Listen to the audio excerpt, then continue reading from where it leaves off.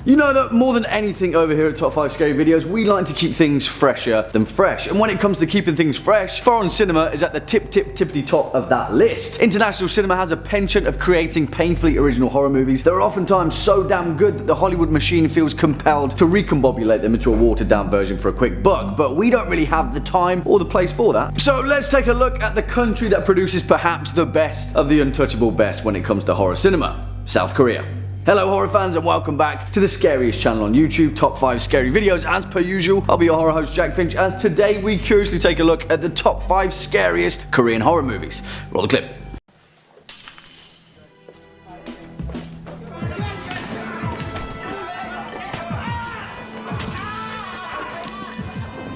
For the curious amongst you, that scene was from the legendary neo-noir film Old Boy, directed by Park Chan-wook and released back in 2003. And for me, it's the height of South Korean cinema. And if it was a horror film, it would definitely make this list. But alas, it's not. Although it is pretty horrific in places. Check it out. Kicking off at number 5, The Host, 2006.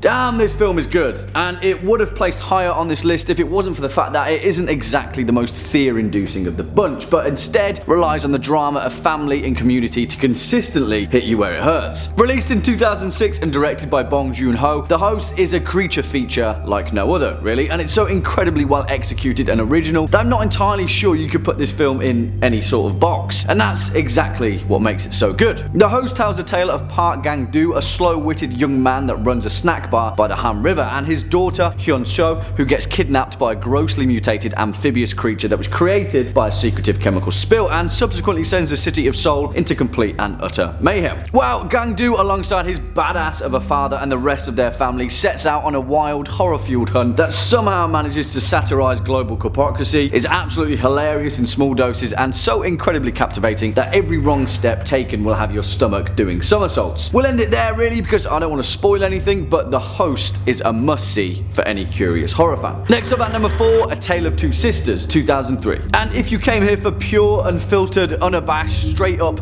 skin-crawling horror, then look no further than 2003's A Tale of Two Sisters. Also, if you have a fear of stepmothers and or creepy sisters, then this film may be a little bit too much for you.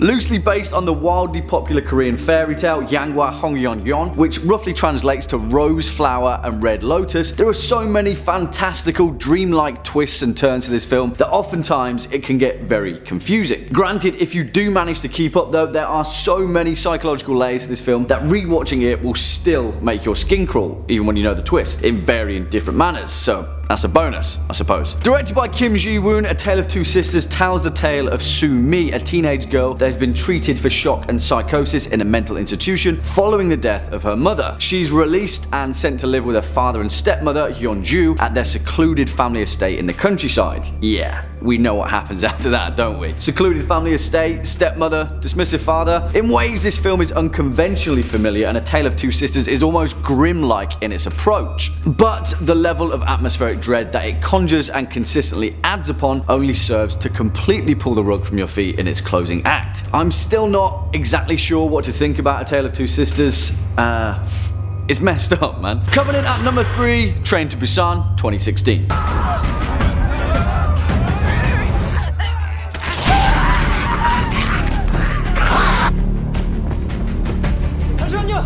Okay, the thing that makes South Korean horror cinema so unique is in its ability to take the conventions of Western cinema, then completely flip them on their head, delivering a form that we've all come to know and love. So when you hear that Korean cinema took on the zombie genre, you just know it's going to be hella good. And guess what? Spoilers. It is. Since the days of Night of the Living Dead and Evil Dead, zombie cinema has been a little bit hit or miss in its approach to keeping things fresh. But you know what South Korea does? They stick it on a train, a bullet train to be exact, set that train on fire, fill it with zombies, and let it speed off happily on its way. And It's brilliant. Written and directed by Yeon Sang-ho, Train to Busan manages to simultaneously evoke horror at several different levels. A father and his daughter, a carriage full of teenagers, and an entire country succumbing to post-apocalyptic zombie panic. The plot focuses on Hyuk-woo, a workaholic businessman alongside his reluctantly lovable daughter, Soo-an. They board the KTX 101 bullet train at Seoul Station so Soo-an can see her mother in Busan for her birthday, and as soon as that train pulls out of the station, we're on a breakneck speed journey at 200 miles an hour with zombies. I don't want to ruin anything because this film is 100% worth a watch if you haven't seen it. It's on Netflix. Do it. There's no excuse. There's no excuse, really. Swinging in at number 2, The Wailing, 2016.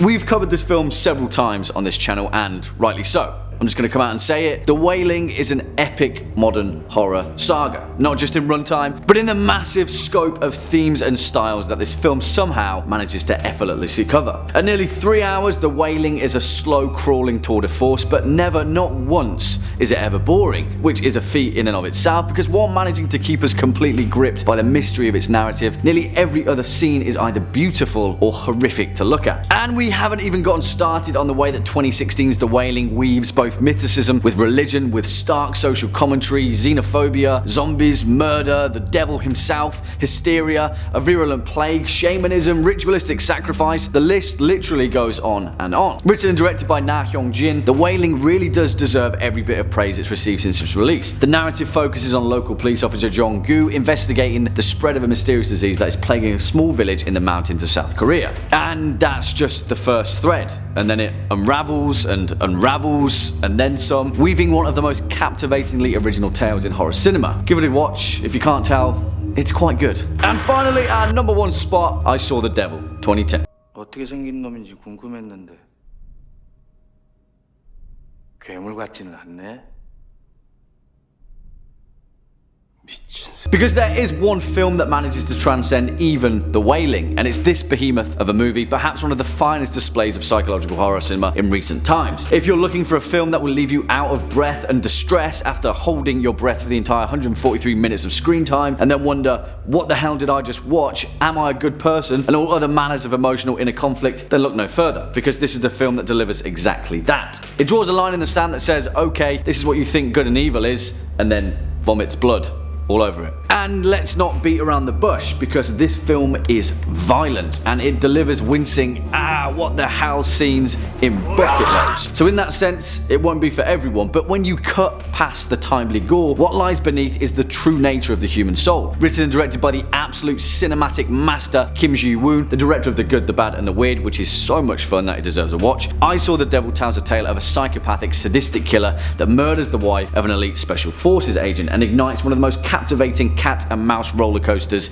in horror cinema. Not only does it do that though, but somehow, without you even realizing it, it makes you kind of empathize with a serial killer. This film is not a pleasant experience in any way, shape or form, and that's what makes it so damn good. Well, there we have it, horror fans, our list of the top 5 scariest Korean horror movies. Why don't you let us know your picks in the comment section down below. Before we depart, why don't we do what we always do and read out some of your more captivating comments from over the past few days. First up, Jim Darnell says, "Hi Jack, when are you going to answer the ultimate question? Who will win between yourself and Lucy in a Thunderdome contest? 2 goes in, 1 comes out. 2 goes in, 1 comes out." Great question, Jim, and you're a wise man to bet on Lucy. If you think she's handy with a fork, just imagine her proficiency with a Mad Max chainsaw spear. It ain't pretty, pal. And I try and not be stupid. Next up, Robert the Dude says, "Top 5 scariest godlike entities. I will never give up." Well, Robert the Dude, I'm pretty sure you got a bit of a following on that suggestion, so leave it in my hands.